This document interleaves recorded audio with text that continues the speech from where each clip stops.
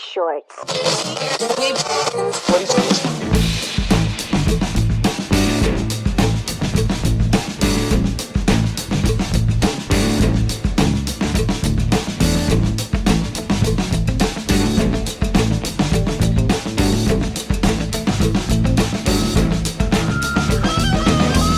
Hello, everybody.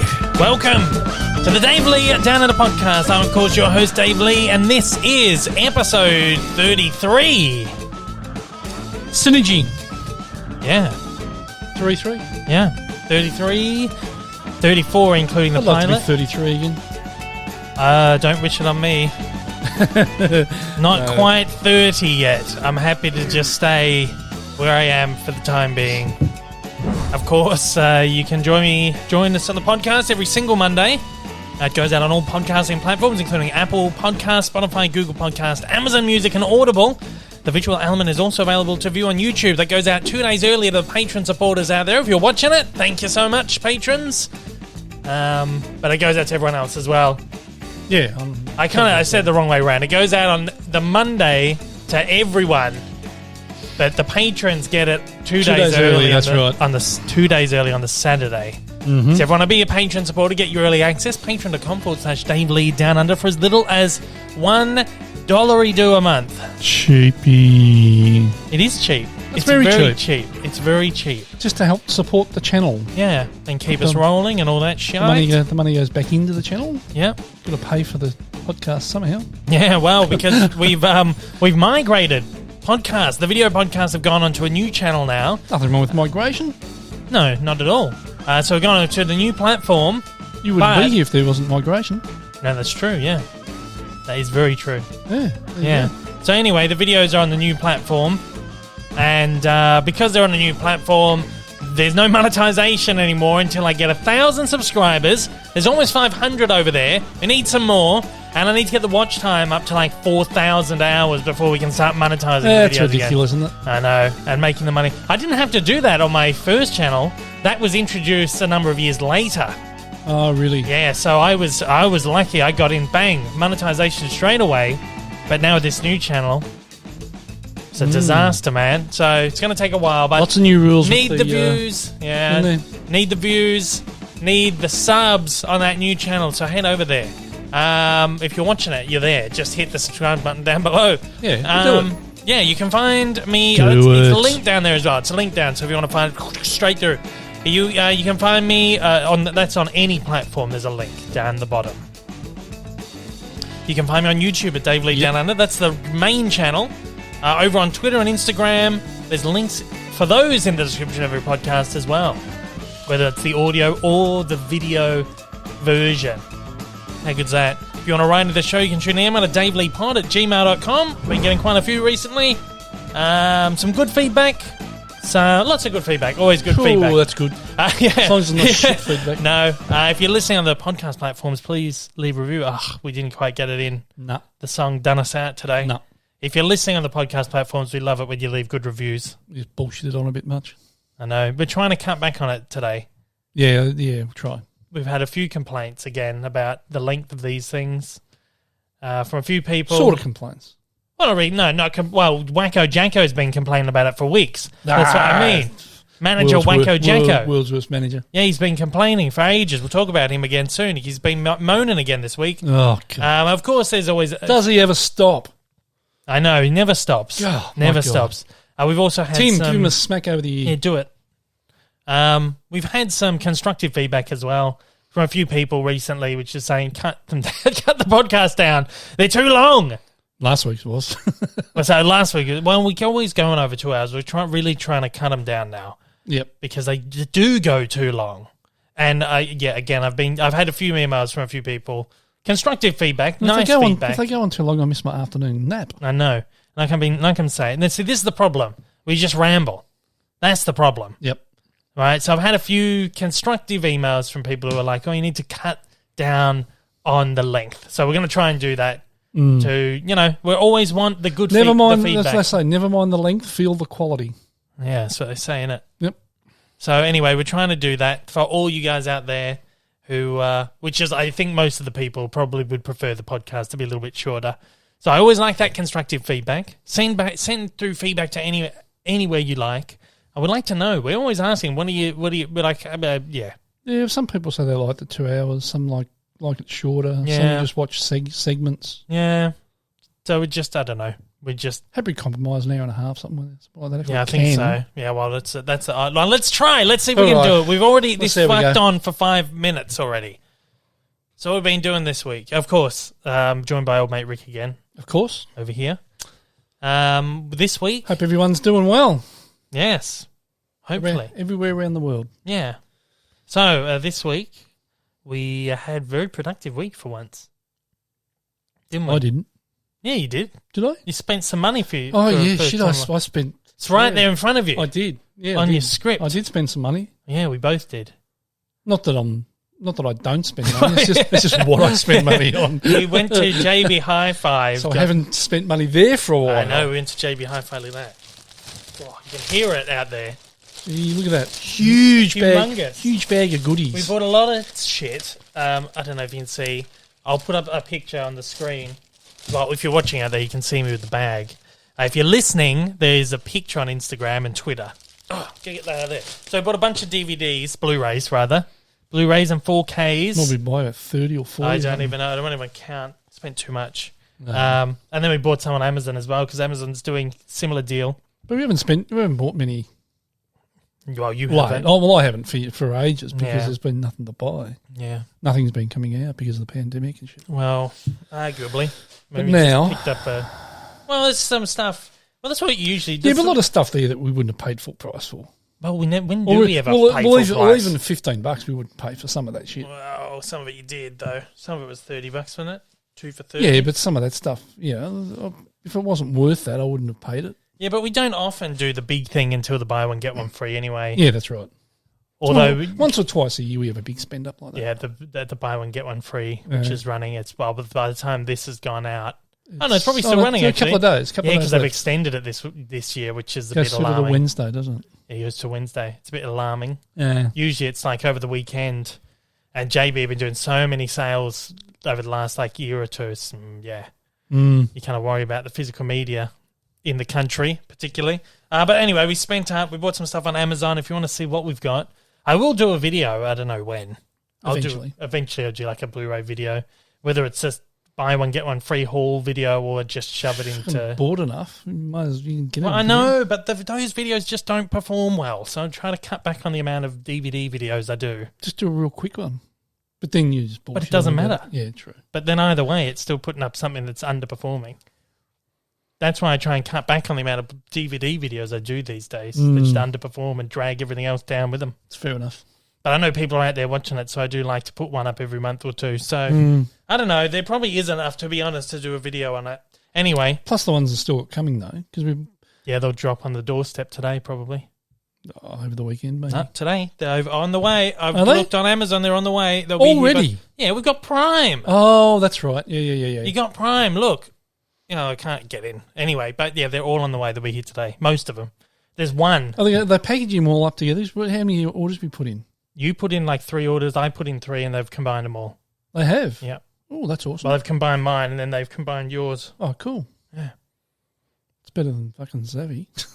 Yeah. One to buy 12 things, and they all come out individually. Yeah, Amazon's got the right idea. Yep. They bundling separate orders together. Exactly right. Put 3 orders through. They put them all together. All in one bag. All at once. Fucking hell, good's man. That? One box. How good's that? Savvy, one at a time. Piss off. Yep. Man, Amazon's managed to combine orders. The only thing they didn't do is put mine with yours, but I guess a different name. Different name, yeah. So that makes sense. Although there was... there are 2 items coming individually, though. I think one's coming from Queensland. Oh, right. The rest all came from Melbourne. And then there's another one that just says shipping soon. Oh, that's the one that was out of stock. Oh, yeah, and that there was one as out well. of stock. So there's 3 that are going to come individually, but that's fine. That's a good thing. It's out of stock, and you can still get it at the sale price. Yeah. JB, you can't do that. No. So that's good. So anyway, I will have a video for that eventually. I don't know. I got so much stuff to look at from the distributors too. So I don't know. I'll probably do a buy one, get one free video. I don't know. We'll find out. But if you want to see what I got, if you want that sneak peek, head to Instagram or Twitter. And if you've done a haul yourselves, let us know what you got. Yeah, I'd like to know what you got. I've already had a lot of people send me in pictures, actually, of their hauls and shit, as they do, yeah. Oh, good. Pretty good. People buying up big, which is always nice to see. Got to keep physical media I know, alive. keep it alive, man. Hey, another funny, cool story about physical media this week as well. Mm-hmm. Well, Disney, they reached out to me. Gosh. Oh, yeah. Must be about a month ago now. Maybe 3 or 4. No, it wasn't that long ago. 3 or 4 weeks ago, maybe. They said, hey, because they've used my quotes on TV spots before. Yep. Like a pull quote. So they just use your quote. Do they pull them from it's usually Rotten Tomatoes? It's usually the thing I've submitted to Rotten Tomatoes they take it from. So I'm always very selective with what I use on the Rotten Tomatoes, because that's what they will always go to. Yeah. And so they come to me, they go, are you okay with us to use this quote? Which I think is fantastic. Most of they are. Because I know a lot of them don't do that, particularly overseas. I always see people tweeting like, oh my God, they've used me on an ad, I didn't know. But they will always reach out and they'll say, do you mind if we use this? Do you have any issues with us using it? No way, go for it. So they've used me in, what was I? They put me in an ad for Mulan. Soul I got on as well. So they reached out to me a few weeks ago and they were like, do you mind if we're doing a localized cover for Raya and the Last Dragon, and we're thinking about putting a couple of localized quotes on there from local media, which is not something they usually do. So they've done it locally in probably the US. And there's a US variant, there's a UK and an Australian one, and usually it's the same. Right. It's the same quote, but they've done localized. I'm not too sure why. But anyway, great. They reached out. They're like, do you mind if we use your quote in relation to the Blu-ray, the release of the Blu-ray? And I said, go ahead, man. The DVD, whatever. And then I didn't hear back, but then I heard back on Monday. I reached back out and they were like, hey, by the way, here's an update. We've put your quote on the DVD cover. And then, of course, there was the DVD, the Blu-ray, and the 4K. Wow. So I put my quote on all of them, which is bloody awesome. It was really cool. Really cool.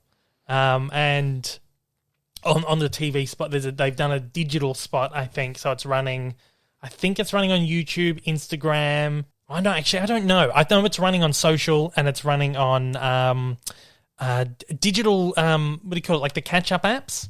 Oh, yeah. On like the streaming apps. So they've put that stuck a digital thing that's going around. Yeah, it's awesome.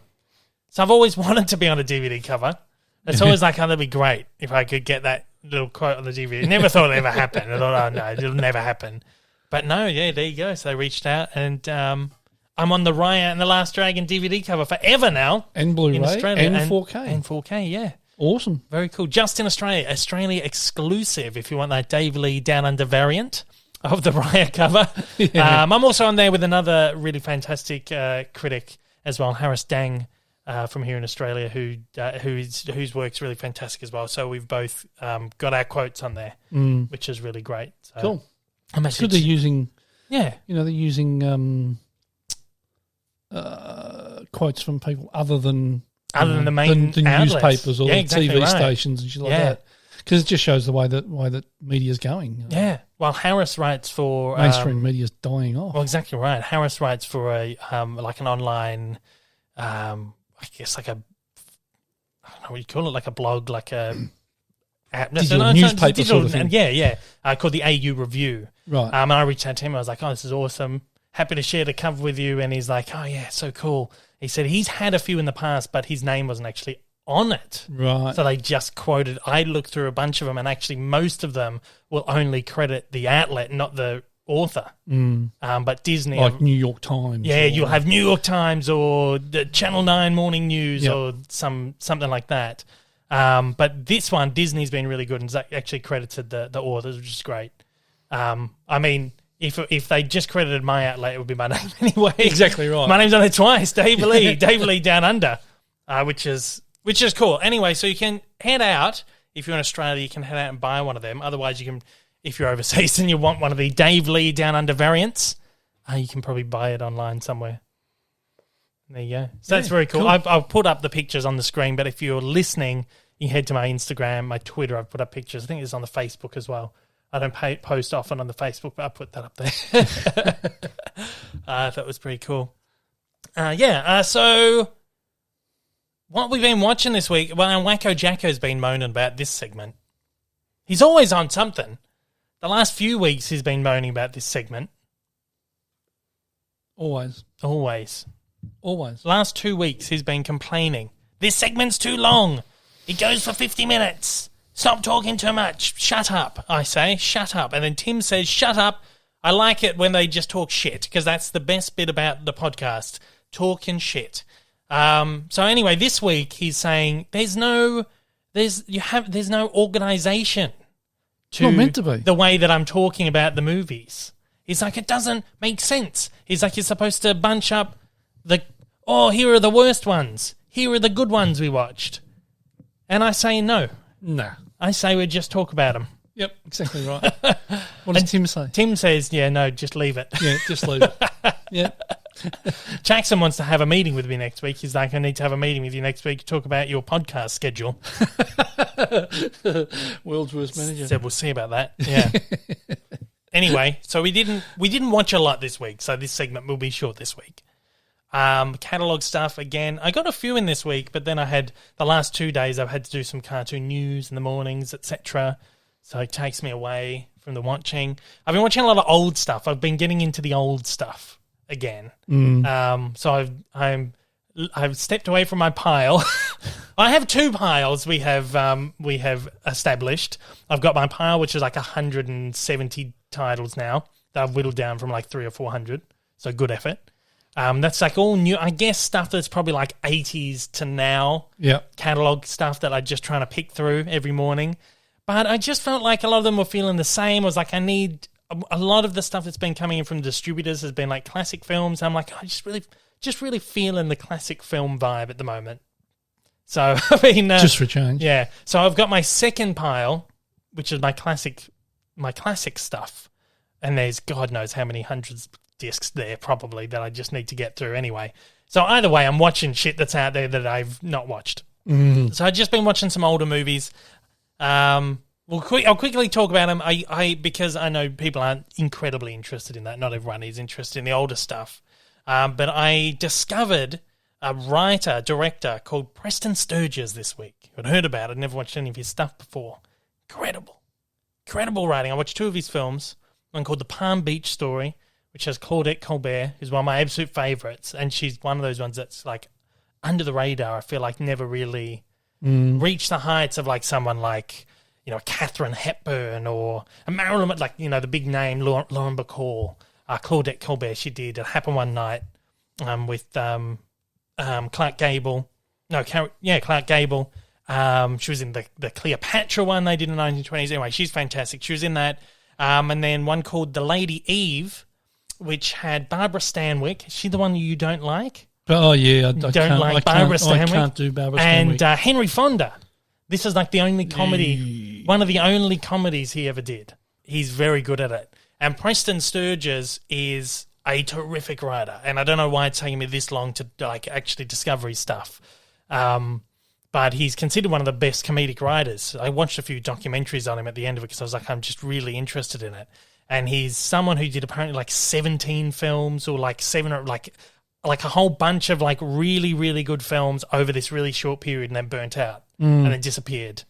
There's another one called Sullivan's Travels, which I've got out there.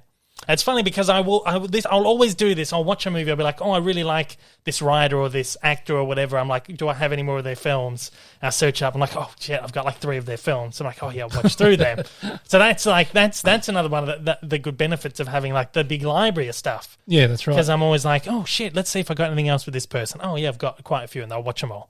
Now the writer is fantastic. I think anyone who's interested in writing or just like screenwriting, anything like that, study this guy's work.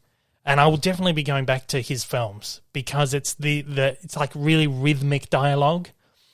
So he did screwball comedies, which are like those romantic comedies that have a little bit of like slapstick humor thrown in, real sort of dialogue-driven gags. Bit Jerry Lewis. Oh, very. Well, actually, Lewis. He did a couple of Jerry Lewis films. Oh, did he? Yeah, which I was surprised to discover. I'd watched one of the ones we watched not long ago. He did the one with all the babies. He had all the babies. Oh, yeah. Yeah, he wrote that one. Yeah. So he was really one of the first writers to do that rhythmic dialogue and that repetitive dialogue, where someone will say, I'm just making something up, but, oh, it's a hat. Someone will go, it's a hat? Yeah, it's a hat. It's that kind of rhythmical thing. He was one of the first people to really do that.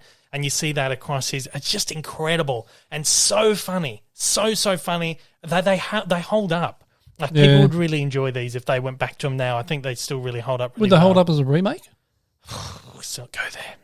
But probably, I think. Yeah, and those stories that's one way I reckon you can tell whether a film holds up. I think or not, so. Whether it would translate into a remake. I think so. Yeah, because they're still the stories are timely. They're not a story that's like set in you look back, you're like that's very dated, like Gone with the Wind or something. Yeah.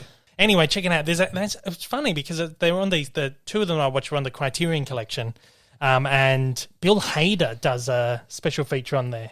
Oh, does he? Yeah, it was really interesting to see because he's been very inspired by his work. Oh, which is really, really weird thing to see on a Criterion. Yeah, Bill Hader.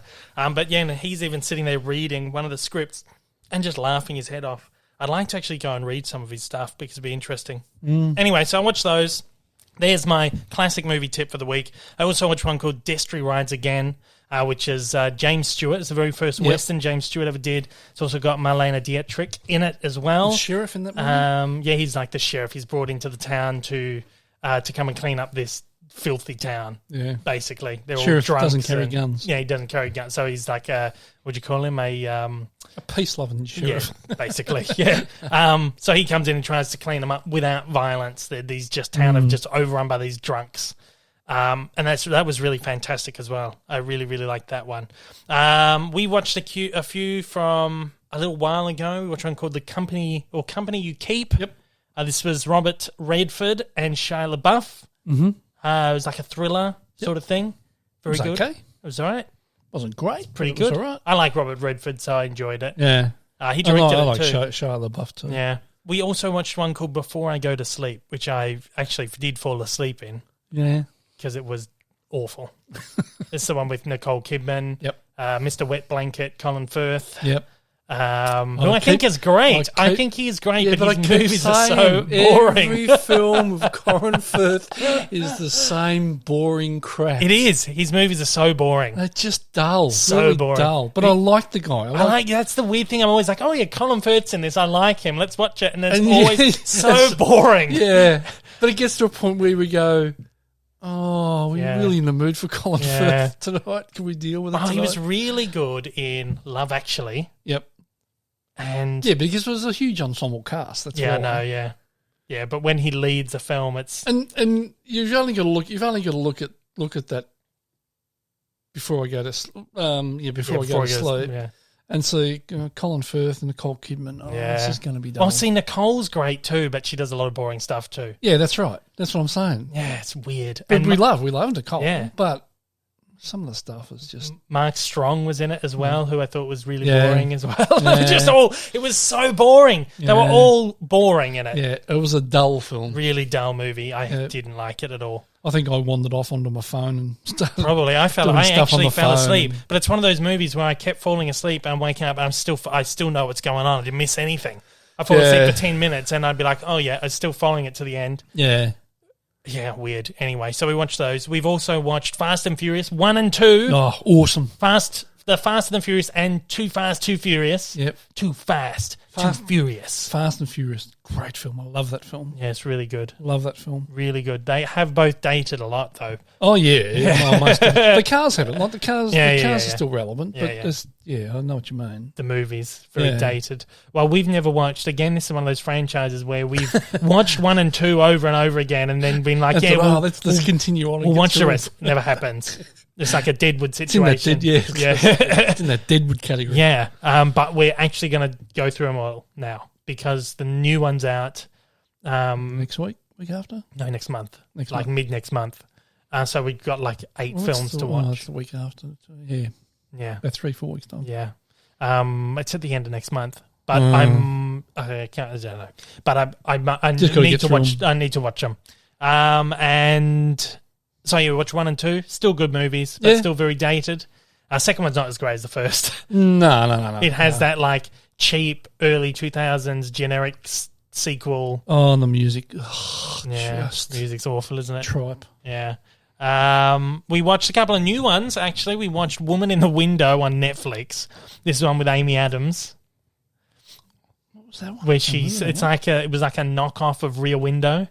Oh, that's right. Yeah, we started watching and I said, this just reminds me of Rear Window. Yeah. Well, I don't think it was really a knockoff. I think it was purposely supposed to be like, I guess, an homage or something, because they made some really obvious nods to Hitchcock films. Well, even the scene you saw on playing on the TV. Yeah, she was watching Rear Window on the TV. And then she talks later in the film about how she is a big fan of Hitchcock films. Yeah. And one of the, I guess, a theory, and it makes sense, is that she has, because I don't want to spoil too much because it's new and not that many people have seen it. Well, actually, quite a few people have seen it, but, if you haven't watched it, she's sort of going through like this psychotic thing and you don't really know what's real, what's not, whatever. Yeah. Yep. That's obvious from the outset. What people are saying is that she's in love with these movies so much that she alters her perception to be as if she's in a Hitchcock film. Yeah, yeah. And they really can't. When you think about it, you're like, oh, yeah, that makes sense. Yeah. But it's not something that's explicit, I suppose. Well, I hadn't heard that before. Now you're saying that. It's like, I can see what I've seen a couple about. Of people write about that. It makes sense. Yeah. But I think that's the thing that it's been absolutely slammed, this movie. Yeah. It's like rotten on Rotten Tomatoes.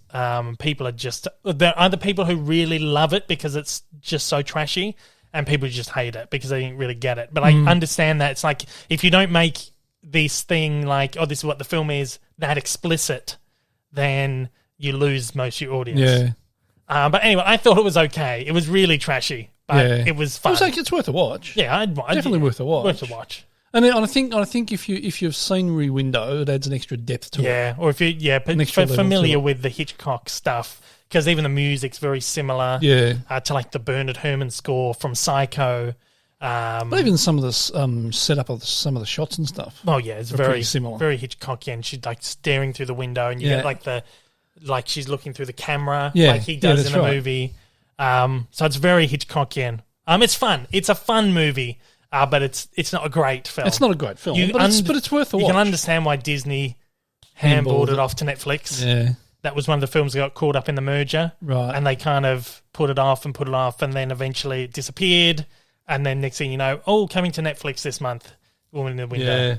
Yeah. So we watched that anyway. It was okay. But it's worth a watch. Check it out. Yeah, check it out. Another one, we kind of got in a roll of watching a few things that were on Netflix that we neglected. We watched Hillbilly Elegy, which I think you liked more than me. Yeah, I did like that. I thought it was... just smash that. Boring. No, it wasn't boring. It was generic. Oscar bait movie. Watch my childhood. Oh yeah. But it's very Oscar bait. The movie, I felt. Yeah, it was over the top performances. But I did enjoy it though. Glenn Close in her makeup is obviously, if you got someone in makeup and they're doing a funny accent, they're going to win the Oscar. Yeah. Ron Howard. I think compared to Ron Howard's other stuff, it wasn't great. No, you're probably right. It's okay. It was all right. I liked it, but it was like. I enjoyed it. I enjoyed it. I thought it was pretty good. Yeah, Amy Adams in that one as well. She was fabulous. Like Amy Adams in that. We watched another one called Stowaway, which wasn't great. No. This is the one with Anna Kendrick and Toni Collette. Yeah, the one up in. They're up in space. They go up in space. They're going to the Mars. Yeah, they're going to Mars. Yeah, going to Mars. And there's like it's a crew of 3 people. Yep. And then when they're almost at Mars, they discover there's someone stowed away in the roof. Yeah. This guy's been hiding in the roof. Jumped on ship. Well, I don't know whether it was deliberate or was up there repairing something. I couldn't really get that. Don't spoil it, because it's fairly new. I couldn't really get that. I didn't get it either, actually. I don't know why. I can't remember why he was there. I think they did explain it, but another one of those things where it's like... I don't think they really did sort of explain why he was there, how he got there. But anyway, yeah, there's a guy on board that they didn't expect was there. There's not enough food. There's not enough resources. And they're like, well, what do? We've got to get rid of someone, sort of thing. And then all these other problems started arising. Yep. Wasn't great. It was okay, but it wasn't great. No. Yeah. I like these space movies. Space movies are good. Yeah, but... That's another one's worth a watch, but it's just be prepared. It's not as good as you probably hope it is. No, don't expect like a Gravity or an Ad Astra. What's another Apollo Apollo 13, you're going back a few years. Yeah, I mean, it was like a the great more film at the recent time, one, right? like the more if you think of like the more recent spacey films, Ad Astra, Interstellar, don't expect it. No, don't expect it. definitely not. Television wise, talking about space shit, we finished the second season of For All Mankind. Oh, I loved it. It's so good. How good was it? This is a show that just is like a pure example of a show that takes its time to tell its story. Yeah. And gets better And the better. setup and is better. just beautiful. The setup's really good. It's like they almost took a whole season to set up what's going to happen in the second season. Second half of the second season. Yeah, well, exactly. It takes a while to get there, but it doesn't feel slow. It's No. It's not Deadwood. No. It's a slow burn to get there, but it doesn't feel slow. No, that's right. It's like you're interested the whole way. Yeah. Again, if you haven't listened to the show or you haven't watched this show, it starts out. It like tells a story of like what happened if the space race didn't end. What happened if the Russians land on the moon before the Americans? Yep. And it goes on like this alternate timeline. But the first 2 or 3 episodes is almost like true to life, and then it skews. Yeah, that's right. I think it's the end of the first episode where the Russians land on the moon first. So that first episode is very much like looks like they're they're just telling the story of the Apollo missions again, and it skews. Yeah. And then a few things that kind of happen on that timeline are the same, but a few things are a bit different. Like for one example, John Lennon doesn't die. Oh, jeez. Why did it happen? Yeah. I would have loved it if it happened like that and he was still with us. So that's like a thread that goes through because you hear it on the news, which is like John Lennon, someone's attempted to assassinate John Lennon, the bullets missed or something. Yeah. You kind of just hear it on the news. But then throughout the series, they weave in like, oh, John Lennon has been at this thing and has done this, or John Lennon's on the news talking about this. So And they play a lot of music that is very John Lennon-esque. Yeah, well, they've played a couple of John Lennon songs. Yeah, exactly right. But the stuff later on, like when it gets later in time, I don't think it's John Lennon stuff. I think it's that song on the last episode. You like what sounds John Lennon? I said that is a John Lennon song. What was it? Not Walls and Bridges. Can't remember that last one, Milk and Honey, or what it was called. Maybe I don't know, but it was a Lennon song. Oh, I didn't realise that. Yeah. So that's just an example of just how it kind of, but it goes on this complete different just trajectory towards the end of that second season. It's so good. It's worth watching. Yeah. And who put you onto that? That was the PR agent from Apple. From Apple, Yeah. She was like, you need to watch it. And it wasn't like to advertise it or to review it or anything. It was just like, have you... During conversation. I was just talking to her and I was like, I've watched this. I love this. Watch this. Because I told her, I've been saying the hit rate on Apple is just fucking awesome. If you can find what you want on there, it's amazing. The quality of the stuff on Apple is incredible. And she was like, have you watched For All Mankind yet? I said, no, not yet. She's like, you need to watch that. Yeah. She's like, it's great. And then I emailed her. I'm like, I've just finished the first season. It's so good. She's like, you wait till you get the second season. Yeah, she wasn't wrong. No. She was right. Yeah. So great. Excellent show. Fantastic show. And it's brilliant. Doing a third? Yeah, third season. But, oh man, I was like, yes, because it started, I don't know, I thought it had gone on last year, this second season, but because Apple does the weekly thing, the weekly drop, Yep. it only this second season only finished 2 weeks ago. I didn't realise that. So now we're going to wait a whole year with everyone else. But it was delayed though, wasn't it? This season was delayed because of COVID, so hopefully we get the next one. Hopefully we get it back into normal timeline. Hopefully, yeah. Which would be what, November or something? I don't know, yeah, hopefully. October, November, something like that. True, because, I don't know. I don't know when it started. Hopefully not that far. Really good, get on it if you haven't watched it. It's such a good show. It is good. It really is a really fantastic show. Really enjoyed And like that. I said, I wasn't put up to advertise it or anything. No. To review it or... This is just, we checked it out and it's so fucking good. I can't wait for that third season because, where that's going, we don't need roads. Anyway, you beat me to it this week. Went off a bit early. Yeah. That was very loud too. I'm sorry to anyone out there who's listening on headphones because that's just done my ears in. Anyway, do you want to try that again? Not the anyone who's... Oh, shit. Okay, ready? It's time for... There we go. Perfect. Deadwood update. Perfect. Yeah. Oh. Yes, and we did do it. We did one this week, yeah. It was boring again. It's boring as batshit. Fucking hell. Like we always say, you get one really good episode and you think, oh, here we go. Then the next episode, crap. It's like nothing happened in the last episode. No. Nothing happened. I couldn't tell you what happened. Well, you couldn't even tell whether anything happened the episode before. No, I know. As we've said, week on week, we can understand why this got trashed now, why this got cancelled. Yeah. But we'll stick it out. We've got 5 left. 5 episodes left, thank God. And then the movie, which is 2 hours. We might get down to about 3 episodes left and just go, let's just bang them out all this week. No, we got to. Yeah, we'll do it Tuesday night. Tuesday night, Deadwood night. Because if we do it right and then take a break between the last episode of the movie, we'll be celebrating the 40th ep. We'll be celebrating Deadwood is fucking finished, thank God, and we'll have a big celebration. Then we'll have to start something else. Yeah, Tuesday night will have to be something else. Well, we're talking about Madman. Actually, Blake, Madman, Justified. Blake Eisen, who's a patron supporter, who's been one of my viewers for years ago. Yep. He's because we're talking about doing Madman last week. He said, "I can't wait for Madman Mondays." Oh, yeah. Madman Monday. Yeah, Madman Mondays. That's the right. Yeah. Good one, Blake. So you do Mad Men every Monday. Though I feel like that is a show that we might be able to squeeze in a couple of weeks. We'll see. Yeah, you probably can. It's we'll try not to push it. It's more watchable. Yeah. But that also can be a bit dull as well. Slow. Yeah, that's why you probably stop watching it. A bit slow. So there you go. That's I stopped watching it because we were watching it off TV and they threw it around. Like Channel 9. It was a Channel 9. No, because you were watching it on the DVDs. You were always watching it on DVDs. Was it originally on No, it was TV? because it's Showtime. It was Showtime or it wasn't HBO, it was Showtime, I think. Yeah, you always were watching it on the DVDs. But it was just for some reason stopped. Got thrown around. No, not one of them. Just one we just stopped watching.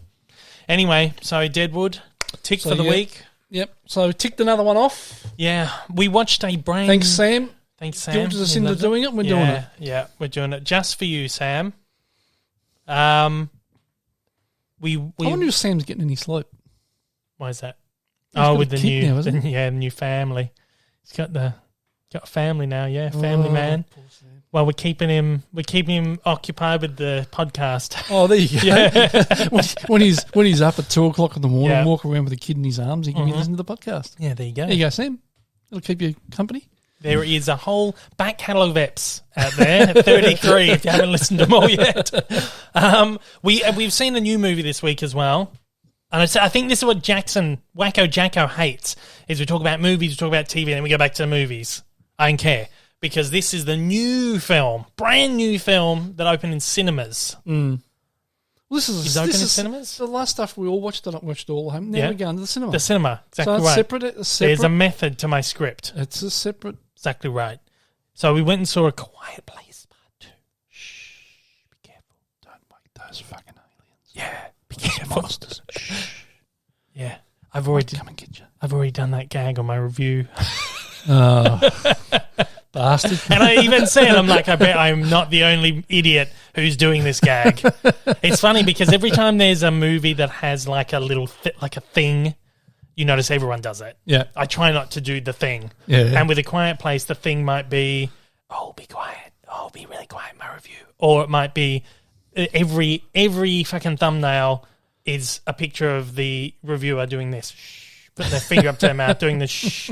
Or, something like a James Bond might be someone doing the Charlie's Angels pose or something. God. And everyone does the same thing. I always try to avoid doing the thing. But I couldn't avoid it with A Quiet Place. So no. Be quiet. So we watched that. That is opening... Well, this podcast is out on Monday. So it's opening this week. This week. There were preview screenings over the weekend. Yeah, there were preview screenings. So if you are listening on the Saturday, if you're a patron supporter, there are preview screenings here in Australia this weekend. Yeah, Friday, Saturday, Sunday. Yeah. I don't know about the Friday because today's Friday. No, it is Friday. Well, yeah. Don't worry about that. but Saturday, Sunday. Today and so tomorrow. You can go and see it. Otherwise, it's general opening is the 26th, which is Thursday. Yep. If you're in the US or the UK, it opens on the 27th, which is Friday. And it's exclusive to theatres worldwide. So it's not gone on a streaming platform. I think, don't quote me on this, but I think this is the movie that had the 45-day exclusivity window before going on to Paramount Plus. Oh, yeah, maybe. Yeah, so I think it's in cinemas for like a month and a half, and then it goes to Paramount Plus. Maybe, I'm not sure. But anyway, it's in cinemas. No, I think you're right because John Krasinski insisted it be played at cinemas. In cinemas. So it's an exclusive thing, which is... Can we talk about it at all? We can talk about it. The embargo's open. I've done my review on YouTube. We'll quickly talk about our thoughts on it, because if you want to check out the full in-depth thoughts, you can go and check out the review on YouTube. What did you think? I enjoyed it. Yeah. Wasn't as good as the first one. Yeah. But still a really good film. Yeah. Really enjoyed it. It's interesting. I thought that when I come out of it, I was like, oh, it's not as good. But I think the more I think about it, the more I'm like, well, yeah, maybe it is. Because I think it was a little more suspenseful. Yeah. In some regards. Well, like I said in my review, I said to you as well the other night, it's almost like the first movie is quite terrifying because you don't know the threat. You don't see the threat. Yeah, you don't see the monster. Yeah, so it's like always these horror movies is like, not that it's particular horror, but like a thriller or whatever, is the most frightening thing is when you don't see the threat, and then when you've seen the threat, it's not as scary anymore. Yeah. So you go into the second film knowing the monster. The threat. You've seen the monster, you know what it's capable of, etc., etc. But Krasinski has found new ways to keep you in suspense. Yeah, that's right. Now it's about this family who is trying to survive, and you know what the threat is, and you know what these monsters are capable of, and it's like, fucking get out of there, because they're going to come and rip your head off or whatever. So it's this different kind of suspense. And I think perhaps by him taking himself out of the film, he's been able to focus more on these different elements of the film, maybe. Yeah. And refine that craft that he has. He's he's a very competent storyteller. Very good filmmaker. He's really good. And I feel like his confidence and everything shows so much more in this one than the first one. Yep. And maybe that's he learnt a lot on the first one, or this time around he was able to just really focus on it because he's not in it. But I think even in that respect, that angle of it is better than the first movie, the filmmaking aspect of it. Yeah. But yeah, it's hard to weigh up which movie was the better story. And you're probably right. They're probably. I didn't think about the way you just explained it, but thinking about it like that, since you know what the threat is and you know what's coming, you're thinking, "Oh shit, don't do that, don't do that, because this is going to happen." It's more like, whereas in the first one, you don't. It takes a little while. I think, okay, well, why are they? You know, they're really quiet. Why are they really quiet? Oh, it's because of any noise, the monster hears them and whatever. So it's a little bit different. So the story's a little different. Yeah. And the setup is really good in the second one, I thought. Oh, yeah, the first scene, fantastic. The setup was really good. Really good. But yeah, anyway, I really liked it. I think the more you think about it in that kind of respect, it's like, oh yeah, in some respect it's better, and others. I think the world building he does is fantastic, and the way he's managed to take in a different direction without retracing what he did in the first one is really great. Really good. The way he's taking this new direction, and there's obviously going to be more of these. He's a great filmmaker. Fantastic. Yeah, he's got a huge future in film. Oh, absolutely. Yeah, absolutely. Not just as an actor, but as for sure. And I feel like he'll be one of those, like maybe a Clooney or a Eastwood who does more directing than acting. I reckon he'd be better than I think he's better than Clooney as a storyteller. Yeah, Clooney's movies aren't great. Yeah, I think if he keeps on this trajectory that he's on, he'll be as good as Eastwood. Yeah, for sure. With his storytelling. Yeah. Yeah. So anyway, check it out. Doubt. It's very good. And we were really lucky too in the preview. Yeah. We had he did a Q&A. Q&A at the end of it. Yeah, it was right there, right in front of us on the screen. Yeah. Live link. It was a live link. It was 6 a.m. in the morning in New York, and he was doing a Q&A with. Yeah, it was very. And there was our cinema. There's two in Sydney, and one in Perth, Brisbane, and Adelaide. Yeah, and they're all linked. We're all linked up together, and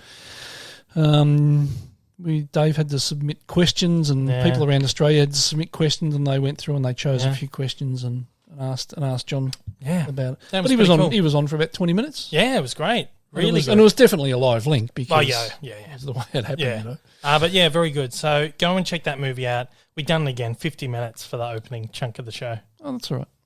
But we've gotten through. Wacko Jacko. Yeah, but that's the part Wacko Jacko's not happy about. He says by the time you finish talking about what you've watched, it's 50 minutes.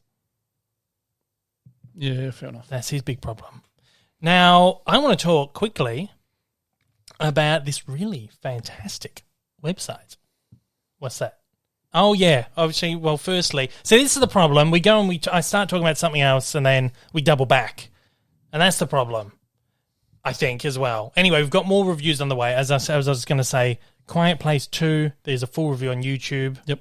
Go and check that out. We got some more reviews coming up soon. I'll be reviewing the Rugrats, the new Rugrats reboot. I'll be reviewing that this week. Cruella, I'll be reviewing this week as well. And The Conjuring 3, I'll be reviewing the week after, next week. Another set of films we're going to get through. Yeah, we got to do because we're trying to do the fast films, and then we got to try and sneak in a few Conjuring movies as well. At least the first 2. Well, I don't know. 3. I want to do the Annabelles as well because they all sort of sneak in. Because like Annabelle 3 is like set between 1 and 2, and I don't know. We'll figure it out. We'll work it out. So let's talk about this fantastic website, which is called Rockin Pins. This guy reached out to me. Yeah, I'm wearing one of those shirts at the moment, actually, if you can see it on the camera. If you can't see it on the camera, I've got pictures up on Instagram and Twitter. You can go and check them out. This is a website. This guy, he sells just like licensed T-shirts and pins, Rockin Pins. Is it all? Just T-shirts, pins? T-shirts, pins, stickers, like iron-on patches. Again, you can't see that well, but there are. I'll put pictures up on the screen, and you can find them on Instagram and Twitter. He does this really awesome stuff, and he reached out to me because he's working with the Fleischer family at the moment, as in. The Fleischer family. As in animation, as in Betty Boop, as in Popeye. So I'm wearing the, the Popeye pirate. Bluto on there. Bluto, is it? Yeah, that's his, the bad guy. Yep. So he just does heaps of merch, which is like, he's got the Fleischer, the official license from the Fleischers. He's got was there Cheech and Chong stuff, Richard Pryor, whole heap of stuff. You go on and check him out. He's just really cool cult stuff. I will put a picture up on the screen because this you can't really see it from back there. But really awesome stuff. And he reached out and he's working with the Fleischer family at the moment. They've started a Twitch channel.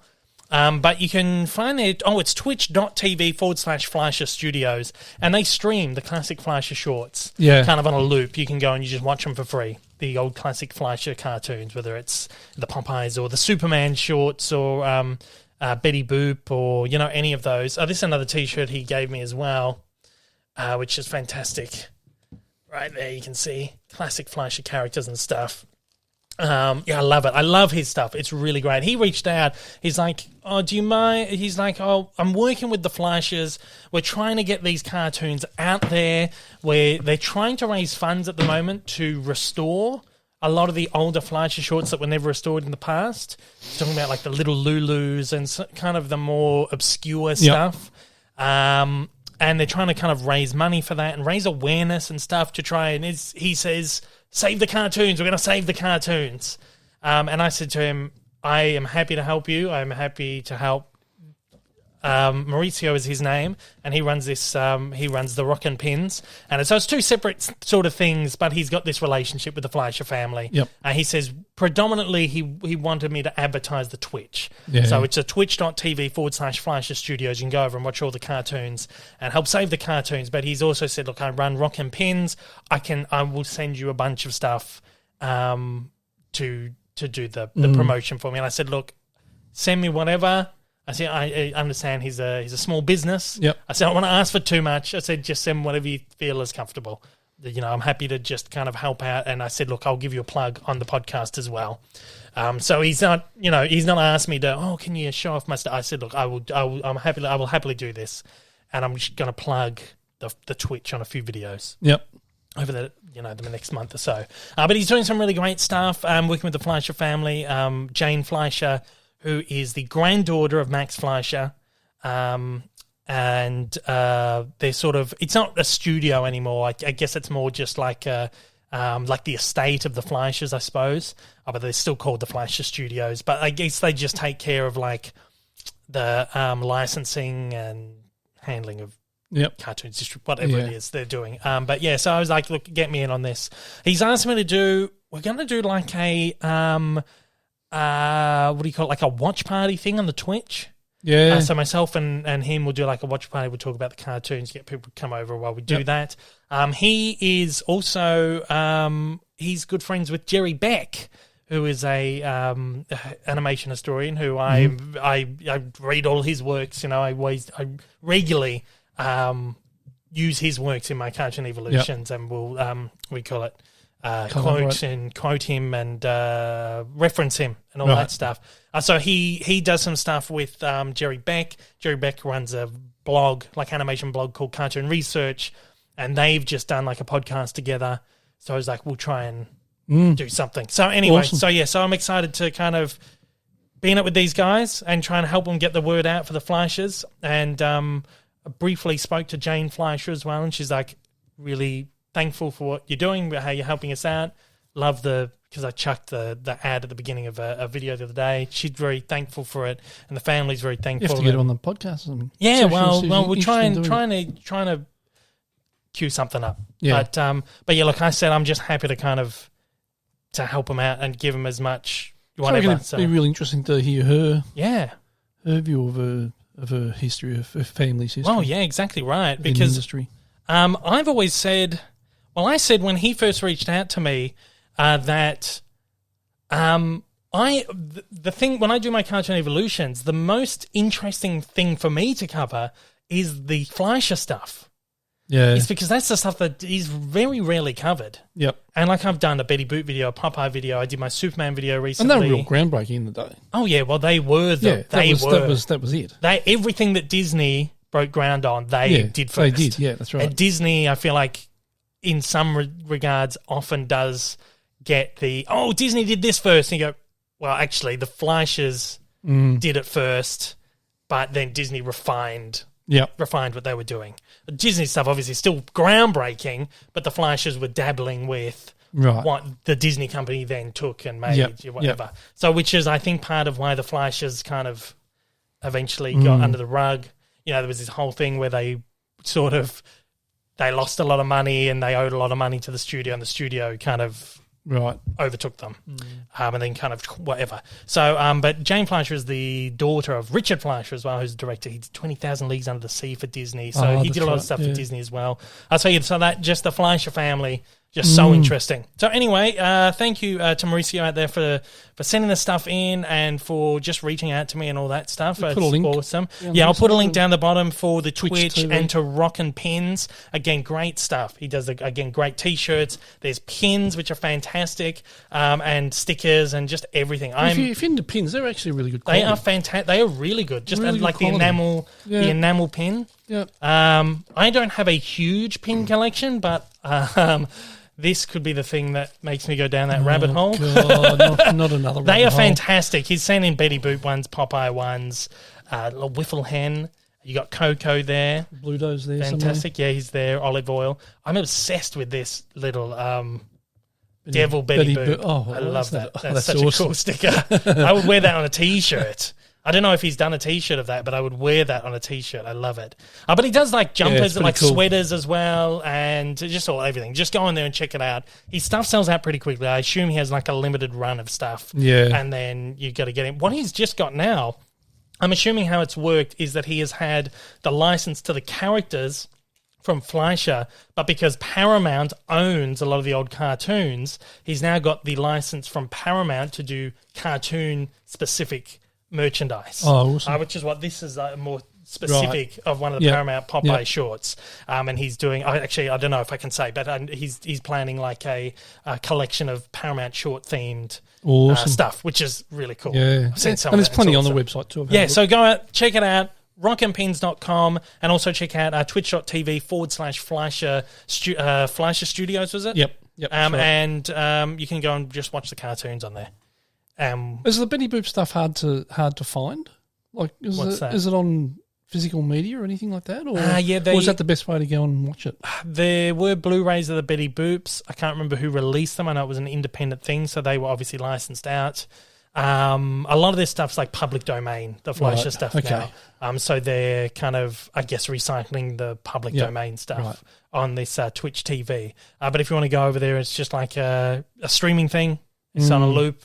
And he plays music. And because I remember we used to work with a woman who was right into Betty Boop. Tina. That's right, yeah. She was right into Betty Boop, and she found it hard to sort of find it. Yeah, that's what Mauricio has been saying. It's like all these cartoons have been swept under the rug and they're hard to find. Yeah. And they have been hard to find for a long time. And particularly the stuff that they're hoping to save or to remaster or whatever, it's like they've got to get this stuff back out there because it is the most groundbreaking early animation. So awesome. Check them out. Really, really cool. Twitch.tv/Fleischer Studios. Thank you. Very cool. Alrighty. Awesome. Let's play a game of Shite or Right. Oh, hang on. Let's play a game of Shite or Alright. Alrighty, this is the game where we pick two random titles on IMDb. Each title on IMDb has a catalog number. It's 7 numbers long.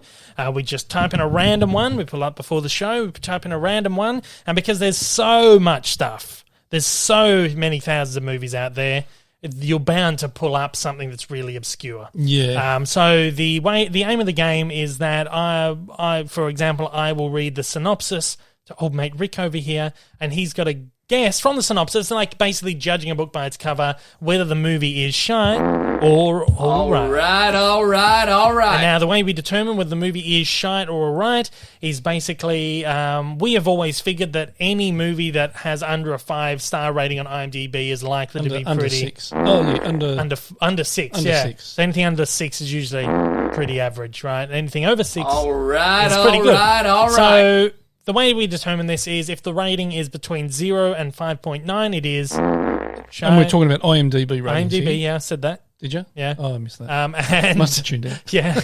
And if it is above a 5.9, so if it's 6 to 10... Alright. Mind you, we've had some dogs that are over 6. I know, absolute dogs. We've had some really good ones under exactly 5.9. right. Again, but in general, that's when we go buy DVDs. We'll look at those ratings. Yep. Okay. So, who went first last week? I think I did. Yeah, I think. Okay, you go first this week. Let's. All right, your first one. Yeah. Can I use the character's name? Yeah, I can use. If it's like a generic, usually the term that the restriction we put on is that we don't want to know the title, don't want to know the actors that are in it, but character names are okay, I suppose. Enrico kills Oscar, Ooh. a Catholic archbishop, Shit.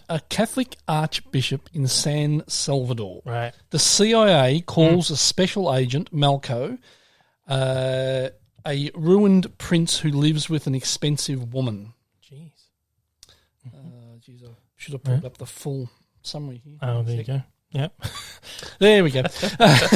a ruined prince who lives with an expensive woman, Countess Alexandra. To get rid of this nuisance of a man, he does with many encounters with sweet girls and macho villains. Oh. Right. Do you want me to read that again? Because it's too long. Up. I kind of got the point. It sounds like a 1940s gangster sort of flick, but it doesn't sound like a particularly good one. I'm probably going to say it's probably a shite. You reckon it's shite? It sounds a bit much. It's a bit too much.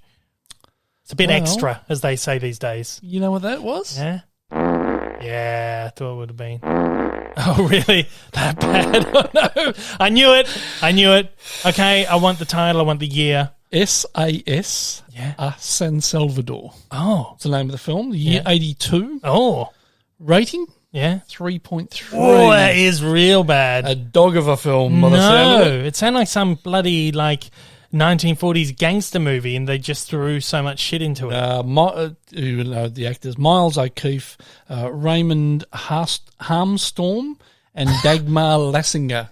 Gosh, Harmstorm sounds like Brainstorm from The Simpsons, that video game. Brainstorm? Jeez. All right, you want one? So dog of a film. You want one? Sure. Okay, here we go. A young woman begins having an affair with a mysterious man. He takes her to his cabin for a weekend and they fall in love. What she doesn't know is that this man is orchestrating a huge bank heist with a twist. Oh, hiccup.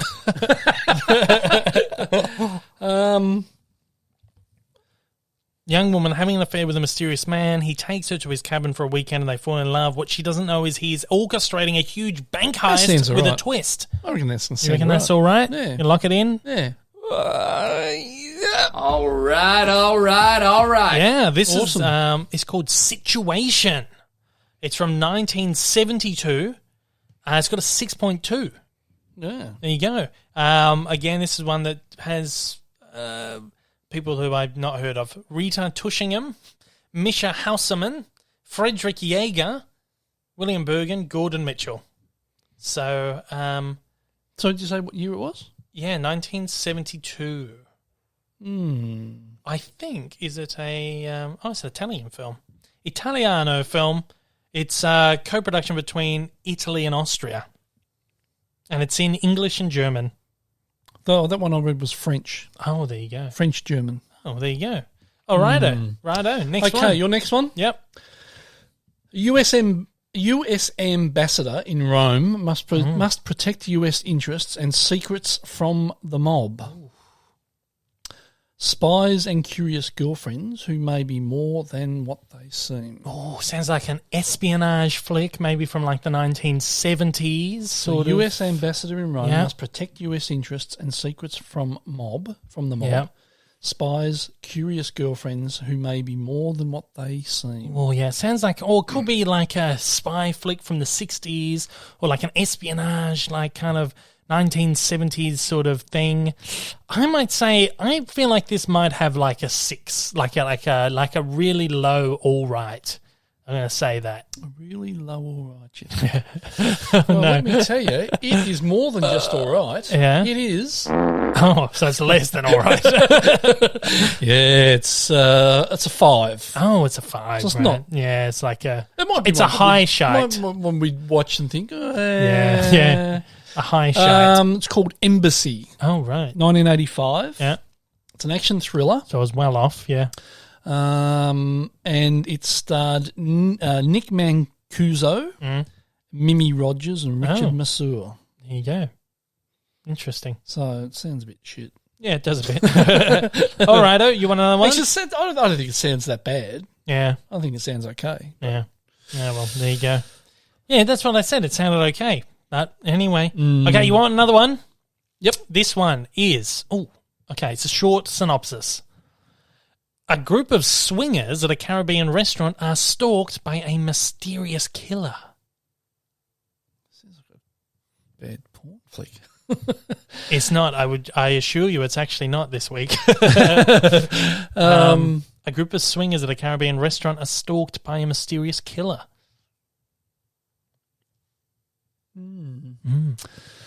I can't make my mind on that. Give me a can I play my hint?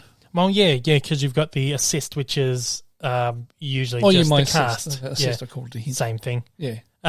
So your assist is you can know who's in the cast. Who's in the cast? Claudia Jennings, Jean Marie Ingalls, Sherry Howell, and Joan Prather. Does that help? Sounds like it's going to be shit.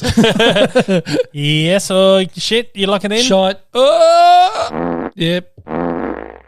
Oh, yeah. Real shot. Yeah. It is called The Single Girls. Oh, God. It's an R-rated comedy drama with a 4.4. Oh.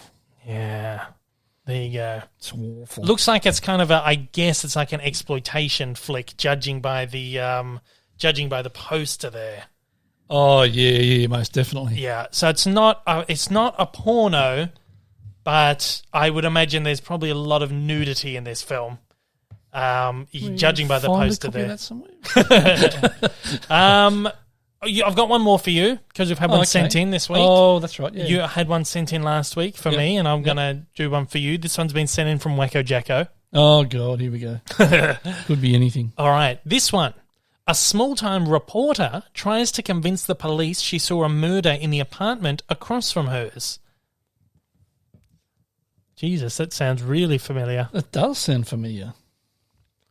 A small-time reporter tries to convince the police she saw a murder in the apartment across from hers. I should have kept my bloody assist for this one. Oh, no. No, that's going to be shit. You reckon? Yeah, it's going to be shit. Shit? Shite? All right. Yeah. This go. one's called Sisters. It was made in 1972, directed by Brian De Palma. Really fantastic filmmaker who's done some incredible stuff over the years. You've known him from Dress to Kill, Body Double, The Untouchables. Great filmmaker. It's got a 6.9. Oh, really? Yeah. The synopsis I thought was very similar to The Woman in the Window. Yeah. And Rear Window. Yeah, that's what I thought. Yeah, a small-time reporter tries to convince the police she saw a murder in the apartment across from hers. This one has got Margot Kidder in it, Jennifer Salt, Charles Durning. So, yeah, there you go, 1972. Sisters. And we don't have a copy of that. No, he messaged. I remember he messaged me the other day. He's like, do you have this? I was like, no, never heard of it. So there you go. So that is today's edition of, hang on, Shite or... All right. So if you have a Shite or Right to send in to us, please email it to davelypod@gmail.com, or you can tweet it to me, or you can Instagram or whatever. But email is usually the easiest way for podcast-related stuff, just to keep it in one place. So if you want to shout out, send one in. Yeah, for sure. It's been a big week in Hollywood. It always is. A couple of big stories this week. Again, this whole idea of like streaming versus cinemas versus what the hell, whatever, that's been going on at the moment. Massive merger in Hollywood. And this is... it's not quite to the same level as Disney-Fox merger, but it's very close. AT&T officially announced that they are merging WarnerMedia with Discovery. So we're talking Discovery Channel. Oh, really? Yeah. Now, AT&T, they bought WarnerMedia for $85 billion in 2016. I think it was something like $100 billion, including debt, that they had to pay off. God. And now they're merging it with Discovery. This is from The Hollywood Reporter. I'll just read kind of the passage from them. AT&T and Discovery Inc. have made it official, unveiling their plan to merge their media and entertainment assets into a deal that will bring together TV channels like CNN, TBS, TNT, HGTV, Food Network, Discovery Channel, the Warner Brothers Film Studio, and streaming services HBO Max and Discovery Plus. It's a lot of stuff under one banner there. They said the merger would create a global leader in entertainment and a stronger competitor in global streaming. The new company will compete globally in the fast-growing direct-to-consumer business, bringing compelling content direct-to-consumer subscribers across its portfolio, including HBO Max, Discovery Plus. Combines Warner's storied content library of popular and valuable IP with Discovery's global footprint trove of local language content and deep regional expertise across more than 200 countries and territories. The combined company is expected to be worth $52 billion in revenue by 2023. So this is huge. That's big. Yeah, they reckon... I heard about this the other day, but I didn't realise it was all that. Enormous, yeah. So basically, AT&T just want to fucking handball off Warner's because of everything. It's just everything with HBO Max and just not going the way that they expected, all that stuff. And AT&T wants to focus their efforts on 5G and fiber broadband. They want to get out of the movie-making business, focus on that fiber broadband. I could certainly use that here. Bring AT&T over here and fix our fucking... Well, they should have just stayed in that. They shouldn't have tried to branch out. Yeah.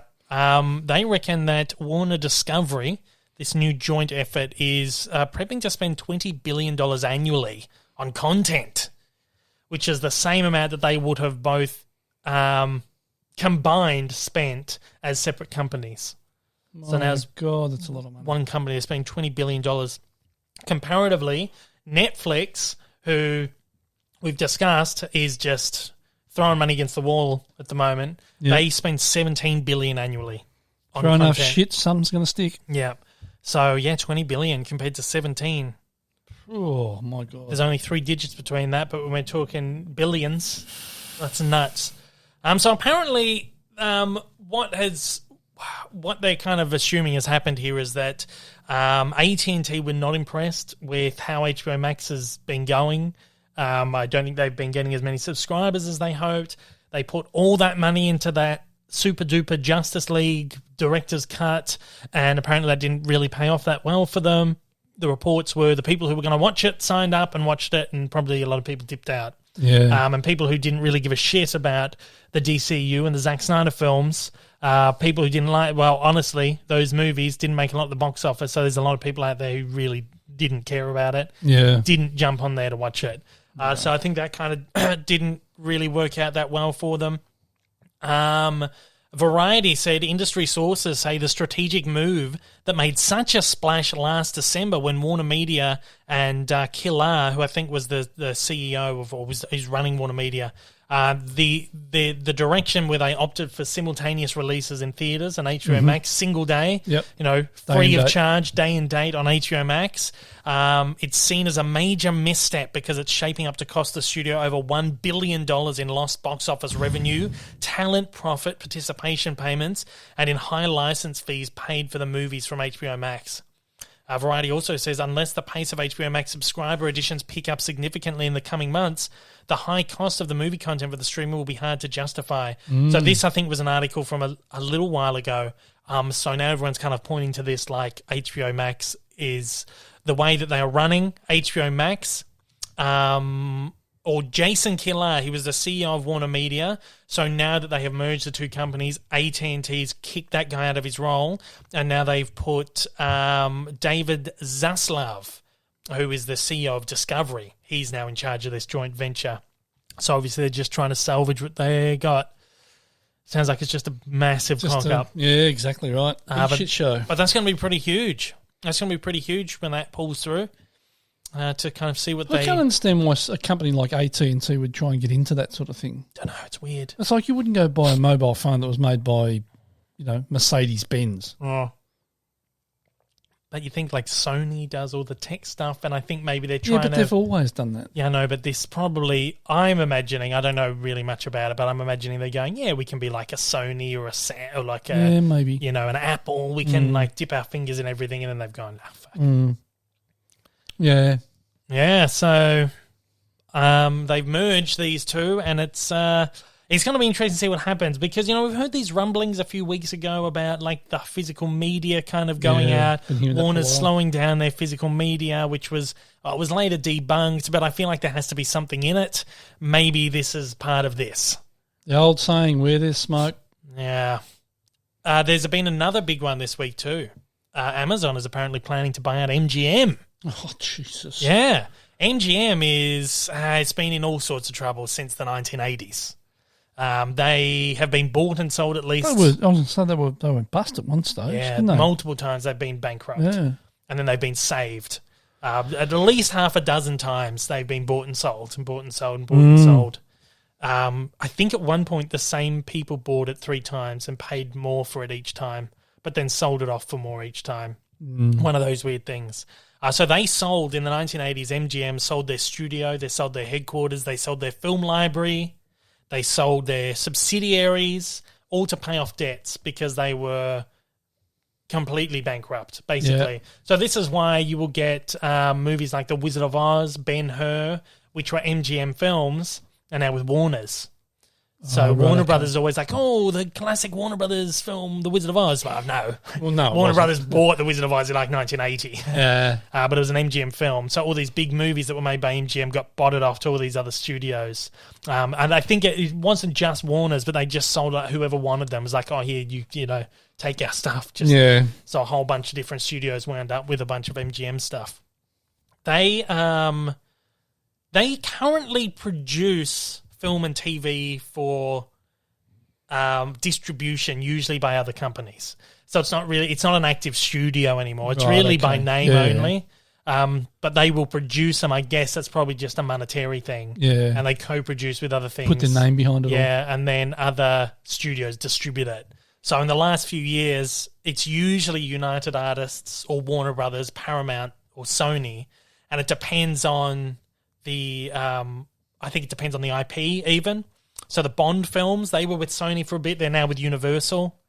distribution-wise, but MGM shoves their name on it. I guess maybe puts a bit of money up. I'm not sure.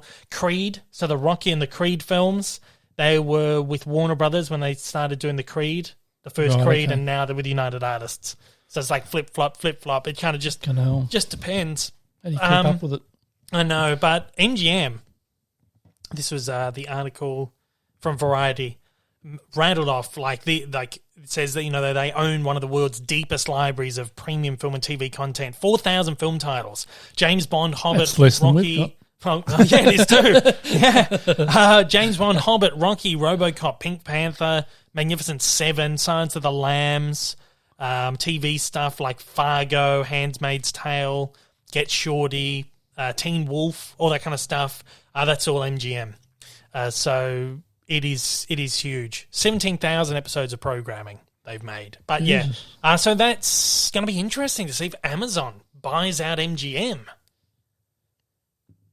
Yeah. For $9 billion, they reckon they're going to buy it out for.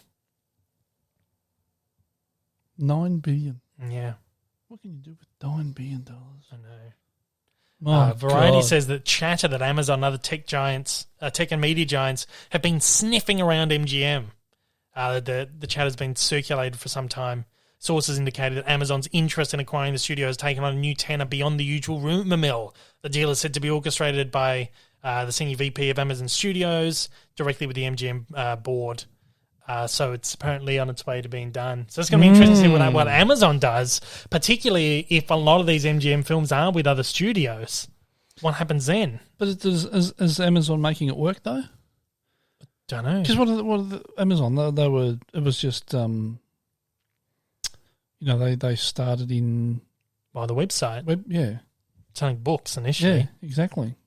And here they are, bloody in the film business. Well, it's Amazon. They've got Amazon Prime. Yeah, that's right. That's so they make the exclusive content from their originals. So we're talking about AT&T before. Yeah, going from that into films. You've got Amazon, who's a bookseller. Yeah. Yeah, but then even Apple is, I suppose, a tech giant, a tech company that went into making films. Yeah. Although Steve Jobs was heavily involved in Pixar.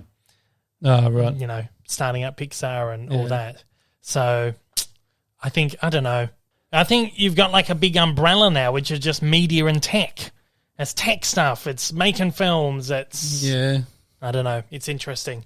But I think, I don't know, but it'll probably, I don't know. It is weird because if MGM's a company that doesn't really make its own movies, maybe they will now. Maybe with the might of MGM or the might of Amazon, MGM will reactivate some studios. Who knows? But that's an interesting one. That is going to be interesting to see if that pulls through. And couple of big changes, isn't it? Yeah. So the world's moving different directions. Yeah. The film world. Well, it's just everything, isn't it? It's going to be dominated by these streaming companies. Oh, most definitely. You'll see the death of free-to-air TV and everything through all this eventually. Yeah, I reckon. Although in Australia we've got anti-siphoning laws. You have to, yeah. You've got to have a certain amount of content that's free-to-air. But, my God, they're huge changes. Yeah, it's changing rapidly, week by week by week. Hey, we've got a couple of sign of the times. Yeah, exactly right, and it's exciting actually. Yeah, it's scary, but it's also exciting. Yeah. We've got a few subscriber questions. We're only going to see. We've also realised that we spend like 15, 20 minutes on subscriber questions some week, so we're just going to pick a few each week. You got to have. I know that engagement. I know we're going to have the engagement, but we're limited to a few questions a week, and it'll be more exciting for people too. Oh, am I one of the 4 or 5 questions that gets through? Instead of like the 20 we sometimes do, Anyway, okay. Let's do a live stream for that. Yeah, let's do a couple of questions. Okay, first one, Alex's Movie Corner. Yeah. Hi, guys. Hi, Alex. Yeah. Hi, Alex. I was wondering, what are some of your favourite first films from a director, e.g. A Quiet Place, John Krasinski, A Star Is Born by Bradley Cooper, Booksmart by Olivia Wilde, etc. Keep up the great work. Interesting. First film from a director. I'm trying to think. You got a lot of great directors who do a lot of really bad stuff. It's like their first film. Jewel was really good. That was Steven Spielberg. It was a TV movie, though. Jewel. That was Jewel's the one with the truck. The truck, yeah. That was a great film. That was great. That was a tally movie, but I think that was like the first real sort of movie he did. Let me have a look. Steven Spielberg. I think, what was the first like theatrical that he did? Was Sugarland Express? I should have done my research beforehand. Probably. Duel was a TV movie. Yeah, that was his first movie. So he'd done a bunch of TV episodes, and then he did Duel, which was his first feature-length film, but it was a TV movie. But then Sugarland Express was his first theatrical film, which is really great as well. That's got Goldie Hawn in it. That's probably got a good rating. It's got a 6.8. So that's a really good, I guess, pair of films from a first-time director. And you know what he does straight off the back of Sugarland Express? No. Jaws. Oh, really? Yeah. Straight off the back of Sugarland Express, Jaws. It's a pretty good hit, right? Yeah. And then Close Encounters. 1941, which a lot of people think is not great. It's okay. Raiders, E.T. So that was like a meteoric thing. So that's probably there. Otherwise... George Clooney, Good Night and Good Luck. Good Night and Good Luck. Was that his first? Yeah. I don't really remember, but it was really good. He did some TV series, but his first film was Good Night and Good Luck. That was very good. Then Leatherheads. Leatherhead was quite good. John Krasinski was in that. Talk about George and John. Well, he's not bad. Look at that. Yeah. Good Night and Good Luck, and then Leatherheads, and then Ides of March. Yeah. The Monuments Men, Suburbicon. Yeah. Catch-22, Midnight Sky, and Tender Bar. See, his movies aren't great though. Some of them are quite good, but most of them aren't great. Well, his first four are pretty good. Yeah. Good Night, Good Luck's a favourite. I would also say Thief by Michael Mann. Michael Mann, of course, did Heat, he did The Insider, Collateral, and Thief is this one with James Caan that I was speaking about a few weeks ago. I watched it and loved it, probably a couple of months ago now. Really great movie, Thief. So I would probably say maybe Thief by Michael Mann, or Spielberg had a really good hit rate with those first two films, Duel, which was done for TV, and Sugarland Express, which was the first theatrical. There you go. What about next question? Eastwood, Play Misty for me. I haven't watched that. Yeah, no. It's a good film. I've got it. I haven't watched it though. Okay, next question. Yeah. Devesh Sood. Yes. Got to ask, with movies returning, what do you think will be the first box office bomb that cannot be blamed on the pandemic? How long in the future do you think it will be before the excuse is no longer valid? That's interesting. I think you've got to give it a couple of years. You're going to have to give it a few years. That's what I'm going to say. It's really hard to kind of predict any one particular movie because it's going to be a while. This pandemic's going to have a massive ramification. And also, we don't really know what the ramifications of the long-term ramifications of streaming is going to be. That's right. And now whether $1 billion at the box office is the benchmark now, or whether we drop the benchmark to like $500 million. Particularly if these studios continue doing day and date on streaming and giving their movies away for free, I feel like if this AT&T Warner's merger has any indication, it's like, no, we want to go back to theatrical because we're losing too much money with this kind of release strategy. Yeah. They've lost $1 billion in a year. So if that's anything to go by, then I think studios are really going to be pushing for theatrical now instead of the big streaming stuff. But I don't know. It's hard to predict any particular film that's going to be the first bomb, but it's going to be at least 2 or 3 years before you can go, oh, that's a bomb because it's a shit film. You know. Okay, Mr. Josh asks, favourite Star Wars movie from each of the 3 trilogies? Okay. A New Hope. Well, yeah, New Hope's mine for the first. Empire is a better film, but A New Hope's my favourite. The prequel trilogy, Phantom Menace, so just my nostalgia for that. But Episode 3 is great. But I would say Phantom Menace. And then the sequel trilogy is probably, well, it'd have to be the Last Jedi. Is that the last film? The second one. Second one. Rian Johnson's one. Yeah, that was pretty good. Terrific. Yeah. A lot of people won't like me saying it, but it was a terrific film. And the last one was crap. I probably agree with those. Last one was crap. So there you go. Is the last one? That's it for the questions. Well, yeah. Last one is from Anthony Fisher. Yeah, this isn't a question. It's a Patreon. Yeah, he's a patron, long-time supporter, subscriber. Yep. Thank you so much, Anthony. He said he watches every Saturday. He told me it's part of his Saturday morning routine now. Is it? Watch his podcast. Yeah. G'day, Anthony. Yeah. I saw Wacko. I've seen Wacko Jacko made a few phone calls and got The Rock and Leo to wear some podcast shirts. Got to stop it right there. Wacko Jacko didn't organise for them to wear them. They were just out in the street. They were just out in the street wearing Dave Lee podcast merch. Again, if you want to head to Instagram or Twitter, you can see the photos. Really real, 100% unphotoshopped, but Photoshop photos of The Rock and Leo wearing Dave Lee podcast merch. Not fake at all. Not fake, but not fake at all. Not fake, but fake. Yeah. Totally fake. Yeah. Well, I called someone from Deadwood and he kindly modelled this for you. There we go. We have got Deadwood creator David Milch wearing a T-shirt that says Tuesdays are Deadwood night. And they certainly are. Yeah. That has become Tuesday night. It has become Tuesday's Deadwood night. Which is good. Yeah, so if you want to see that picture, you can check it out on your screen right now. Otherwise, I'll load it up to socials as well, so you can check out David Milch wearing the Tuesdays are Deadwood night. Took us a while to work out who it was. Yeah, it is. A bit. We thought it might have been... I thought it was Ian McShane at first. I was like, geez, he looks completely different. But no, it's David Milch, the creator of Deadwood. There you go. Awesome. Yeah. A short one. A short one. We did. We actually did an hour and a half today. How good. How's that? I can get my afternoon nap in there. Yeah, and that's even with speaking shit for 50 minutes. So we keep Tim happy. We speak shit for 50 minutes. Tim's happy. Still pisses Jackson off. Yeah, still pisses Jackson off. But then we also keep him happy with an hour and a half show. Yeah, that's right. And keeps us happy too. Because now because I'm going to edit these in the afternoon. And it takes me all evening. So it won't take as long this time around. Anyway, that is all time we've got. That's all we have time for today. Podcast go out every single Monday on all the podcasting platforms. That's Apple, Spotify, Google, Amazon Music, and Audible. The visual element goes out on YouTube the same day, but if you're a patron supporter, you get that 2 days early. So head over to patreon.com/Dave Lee Down Under to get that early access to the pod. Don't forget the podcasts the videos are on a new channel now, so please head over, subscribe, give us the views, the watch hours and stuff so we can get it up. I've had a couple of people did write in and said I leave the podcast on. I have the whole episode just running in the background.